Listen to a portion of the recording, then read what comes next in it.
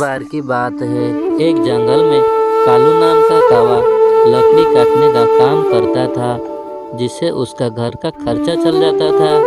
और दूसरी तरफ टूनी नाम का चिड़िया इस जंगल में रहा करती थी, जो कि मन की बहुत अच्छी थी। बहुत दिन हो गया, मेरा सारा राशन पानी खत्म हो गया।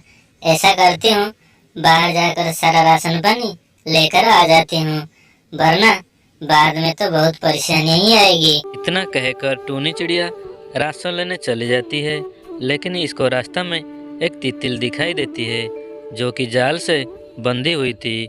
टूनी चिड़िया उस तितली के पास आकर कहती है, अरे ये क्या, बेचारी तितली को यहाँ किसने कैद किया है? मुझे उसको खोल देना चाहिए, नहीं तो ये तितली बेचारी मर जाएगी। उसके बाद टूनी चिड़िया उस जाल को हटा देती है। चलो घर चलती हूँ, राशन पानी कल ले आऊंगी, क्योंकि अब तो बहुत देर हो चुकी है। राशन वाला भी अब घर चला गया होगा। ऐसा करती हूँ, अब घर चलती हूँ, कल दोबारा आके राशन ले लूंगी। पता नहीं ये तितली को किसने कैद किया था। चल जिसने भी किया हो, मैंने तो ये तितली को आजाद कर दिया। मैंने बहुत अच्छा काम किया। अब घर चलती हूँ, नहीं तो देर हो जाएगी।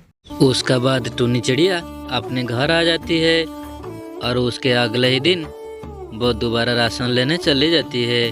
लेकिन उसके जाने के बाद बहुत तेज बारिश होती है, जिस बारिश के कारण टूनी चिड़िया का घर नीचे गिर जाती है और उसका बहुत नुकसान हो जाती है। थोड़ी देर बाद जब टूनी चिड़िया घर को वापस आती है तो वो हैरान हो जाती है। हे भगवान, ये क्या हो गया मेरे साथ? मेरे पास तो दूसरे घर भी नहीं है और मेरा घर नीचे गिर गया है। अब मैं कहाँ जाऊंगी? दूसरे पक्षियों के पास तो दूसरे घर रहता है और मेरा पास तो कोई दूसरे घर भी नहीं है। अब से कहाँ जाऊंगी? मेरे तो कुछ समझ में नहीं आ रहा है। ऐसा करती हूँ, कालू जी के पास चलती हूँ, 2-4 दिन उनका घर में रह लूंगी, फिर मैं अपना नया घर बनाऊंगी। उसके बाद टूनी चिड़िया कालू के घर आ जाती है। कालू जी, अरे हो कालू जी, दरवाजा खोलिए जरा।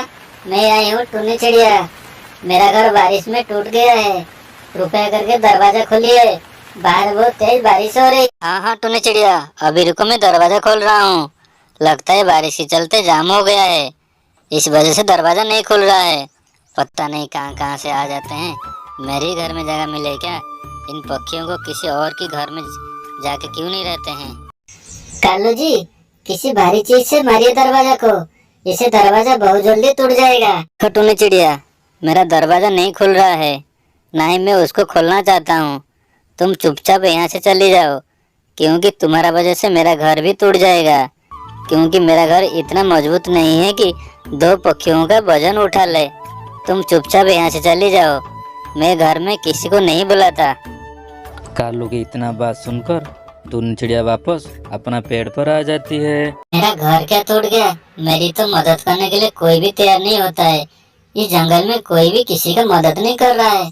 इस जंगल से चली जाऊंगी मैं, क्योंकि इस जंगल में मेरे हिसाब से पक्षी नहीं है। इस जंगल में कोई पक्षी दूसरे पक्षी को मदद नहीं करता है। ऐसे जंगल में तो मैं बिल्कुल नहीं रहूंगी। मैं कल सुबह जंगल छोड़ के दूसरे जंगल में रहूंगी। उसके अगले ही दिन टूनी चिड़िया उसी जंगल से जा ही रही थी, तभी उसके सामने एक परी आ जाती है। चिड़िया, तुम इतना परेशान क्यों हो रही हो? कोई परेशानी हो तो मुझे बताओ चिड़िया। मेरा घर बारिश में टूट गया है, जिस वजह से मैं बहुत ज्यादा परेशान हो रही हूँ। लेकिन आप कौन है? मैं तो आपको जानती भी नहीं। 2 दिन पहले तुमने तितली की जान बचाई थी चिड़िया, और मैं वही तितली हूँ।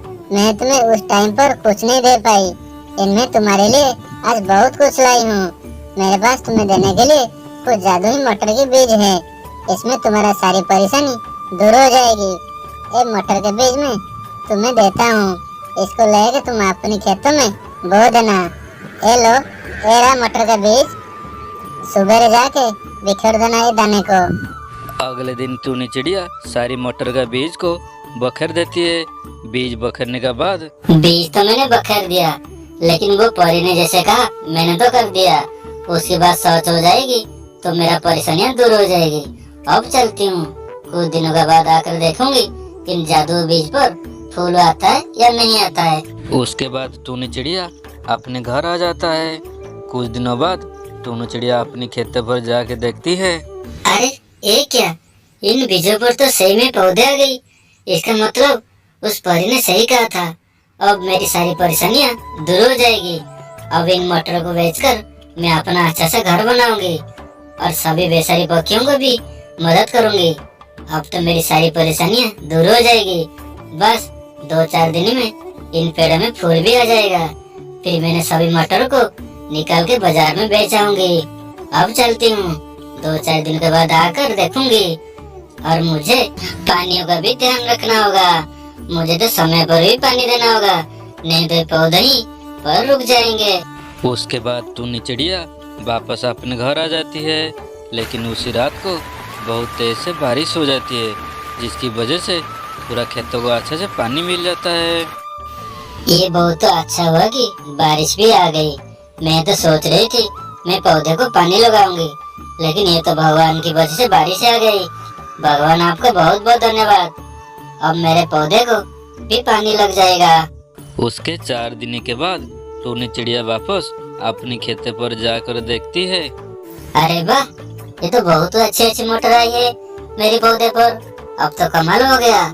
अब मैं जल्दी टोकरी में भर लेती हूँ और फिर बाजार में बेच कर आऊंगी।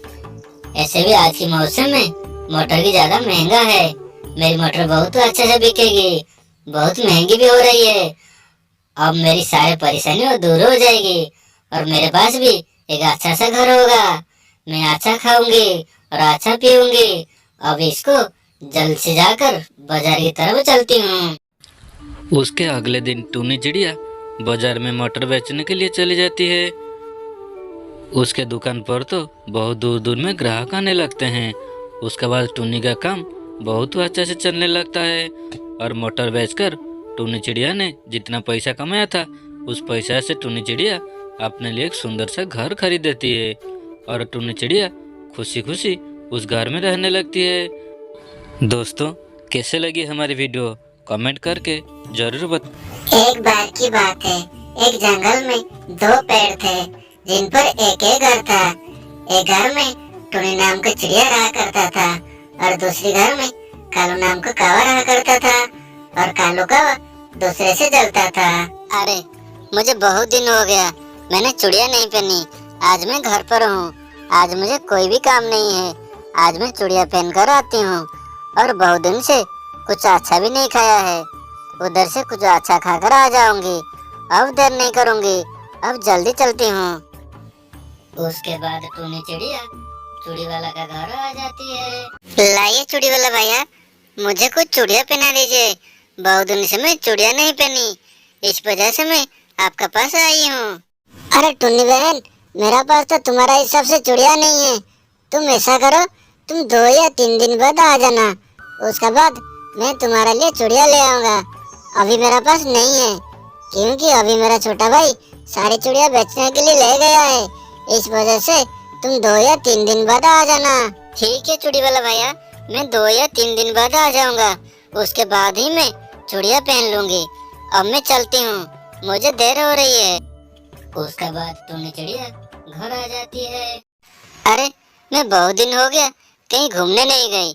चल कल मैं सुबह एक नई जगह घूमने जाऊंगी। ऐसे घर में मेरा मन भी नहीं लगता। अगले दिन टूनी चिड़िया घूमने के लिए जाती है, लेकिन रास्ता में इसको एक बैग दिखाई देता है। अरे ये इतना सुंदर बैग यहाँ क्या कर रहा है और इसी खेत में कौन इसको गिरा के गया है? मेरी तो कुछ समझ में नहीं आ रहा है। ऐसा करती हूँ, मैं इस बैग को अपने घर लेकर चलती हूँ। क्या पता इसमें किसका जरूरी सामान हो। उसके बाद टूनी चिड़िया उस बैग को अपने घर लेकर आ जाती है। लगता है इस थैला में कुछ जरूरी चीज है, मुझे तो इसको खोलकर देखना चाहिए। क्या पता इसमें मेरे मतलब का कुछ चीज निकल जाए तो। अगर मेरे मतलब का चीज निकल जाए तो मजा ही आ जाएगा। जल्दी इसको मैं खोलकर देखती हूँ। उसके बाद टूनी चिड़िया उसको खोलकर देखती है और चिड़िया को उस थैला में बीज दिखाई देता है, जो कि जादुई का बीज था। चिड़िया उस बीज को लेकर अपने खेतों में सुबह सुबह पहुंच जाती है। जल्दी से इस बीज को बखेर देती हूँ। उसके बाद आकर इनको रोज देखा करूंगी। ऐसे तो मुझे पता नहीं है ये किस चीज का बीज है, लेकिन मुझे तो बखेरना है। उसके बाद रोज इन बीजों को देखभाल करूंगी। टूनी चिड़िया का इस काम का पता कालू काऊ को पता चल गया और वो इसके बारे में सोच रहा था। अच्छा, अब टूनी चिड़िया बीज लगा रही है। बहुत ज्यादा होशियार समझती है अपने आप को। सोच रही है मैं बीज लगाकर ज्यादा मालदार हो जाऊंगी, लेकिन उसको पता नहीं है कि जंगल में एक ही कालू कौवा रहती है। मैं उसके सारे बीज को बेकार कर दूंगा। इधर कालू कौवा टूनी चिड़िया का सारे काम को बेकार करने में लगा हुआ था, लेकिन टूनी चिड़िया ने सारे बीज बिखर दिया था। चलो, आखिरकार तो सारे बीज को काम खत्म हो गया। मैंने सारे बीज बखेर दिए हैं। बस अब रोज सुबह आकर ये सारे बीज को पानी दिया करूंगी, जैसे कि सारे बीजों की फसल अच्छी हो। इन पर बहुत सारी अच्छी फसल आए। और चलती हूँ, मैं कल आऊंगी और सुबह देखूंगी। उसके अगले दिन टुन्नी अपने खेतों पर पहुँच जाती है। अरे ये क्या, ये पेड़ तो इतनी रात में बड़ा हो गया है।